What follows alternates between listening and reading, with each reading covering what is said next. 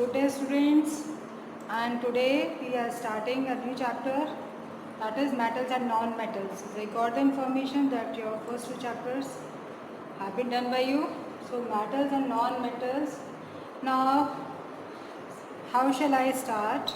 See, how many elements in the universe are known to human beings? Yeah, actually I tell you one thing, जो naturally occurring elements थे देवर only 94, और उसके बाद जितने भी elements हैं वो ह्यूमन बींग्स ने बनाए हैं. सोचिए हाउ मच ह्यूमन बींग्स ने कितना एडवांस है. आज की डेट में 118 elements are known. I have written here, you can see total number of elements which we know, they are 118. And one more interesting thing I would like to tell you, that 75% elements are metals. यानी अगर आप you are in 10th and there is a last chapter periodic table जो अभी आपने study नहीं किया है, when you will study that you will see there are, आपने 9th में that detail you will study in 11th standard. Okay, so you देखिए उसमें पीरियोडिक टेबल में जब हम पढ़ाएंगे तो बताएंगे कि ज़्यादातर एलिमेंट्स जो होते हैं वो मेटल्स हैं. तो पहले हम इस चीज़ पे समझ चलते हैं कि एक्चुअली में हम मेटल्स को रिकॉग्नाइज कैसे करें. So today what I am going to tell you, that is the physical properties, कि how will you recognise the metals. So बहुत सिंपल सी हैं जो मेटल्स की प्रॉपर्टीज़ हैं, जो आप नॉन मेटल्स में आप अगर आप लोग देख रहे हैं तो यू कैन सी हियर कि जो प्रॉपर्टी मेटल में जस्ट ऑपोजिट उसका नॉन मेटल में हो जाता है. आपको मेटल पता है तो नॉन मेटल का आपको अपने आप ही मालूम हो जाता है कि नॉन मेटल में वो चीज़ क्या है. How you will find out that thing. So first of all metals are very shining.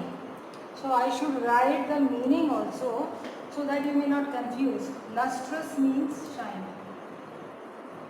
What is lustrous means? Shining means, अब आप देखिए कि कौन सी चीज़ शाइन करती है. बहुत सी चीज़ें आपको दिखाई देती हैं जो शाइन करती हैं.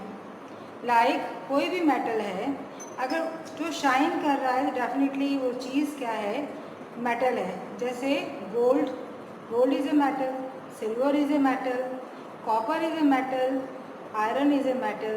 तो अब आप बताइए, टेल मी दिस, कि क्या आपको सारे मेटल्स जो मैंने नेम लिए, ऑल्दो मैंने लिमिटेड मेटल्स का नेम लिया है आपके सामने, क्या सब में मेटल्स में शाइनिंग है या नहीं है? You will say yes, because सबने देखा है गोल्ड शाइन करता है, everything is glittering, shining. So metals कैसे होते हैं? शाइनिंग. तो नॉन मेटल का कैसा हो जाएगा? Opposite, non lustrous. तो मैं आपको बताऊँ बच्चों कि जो नॉन मेटल्स जो होते हैं तो they are like that, non metals are like that. जैसे कार्बन कंपाउंड्स होते हैं, लाइक कार्बन कंपाउंड में आपको एक एग्जांपल देती हूँ. जैसे कोक, कोल जो कि यूज़ किया जाता था फॉर बर्निंग या किसी भी चीज़ के लिए. तो कोल यानी कोयला आपने देखा हो, क्या वो शाइन करता है? नहीं करता. ही वैसे नो. क्या कोई भी प्लांट आपको, वो भी ऑर्गेनिक चीज़ों से बने हुए हैं, सब चीज़ें, कार्बन सबसे ज़्यादा पाए जाने वाला एलिमेंट है, ये समझ लीजिए. जितनी भी ऑर्गेनिक चीज़ें दिखाई देती हैं आपको, चाहे वो ह्यूमन बींग्स हों, चाहे कोई भी एनिमल्स हो या कोई भी प्लांट्स हो, वो सब किससे बने? ज़्यादातर क्या है? वो नॉन मेटल से. कार्बन क्या है? सबसे ज़्यादा यूज्ड प्रोडक्ट, यूज्ड एलिमेंट है सारे यूनिवर्स में. तो कार्बन क्या है? वो नॉन मेटल है. Carbon is a non metal. Carbon, so you can say that कि जो नॉन मेटल्स होते हैं वो कैसे होते हैं? They are non lustrous. Now the second thing is sonorous. अगर सिक्के, जैसे 10 रुपये का कॉइन, वो सिक्के के रूप में होता है, अगर वो नीचे गिरता है तो क्या होता है? साउंड आता है उसमें. तो साउंड आता है तो साउंड प्रोड्यूसिंग होता है, उसको हम सोनोरस बोलते हैं. सोनोरस बोलते हैं इसको हम, दैट इज साउंड प्रोड्यूसिंग. और आपकी अगर लकड़ी नीचे गिर जाए तो उसमें वैसी आवाज़ तो नहीं आती. So that is the non sonorous, that is opposite of this thing. The third thing is the ductile. Ductile का मतलब होता है कि कोई भी मेटल जो होता है उसको आप वायर में ड्रॉ कर सकते हो, can be drawn into wire. So ductile means can be drawn into wire.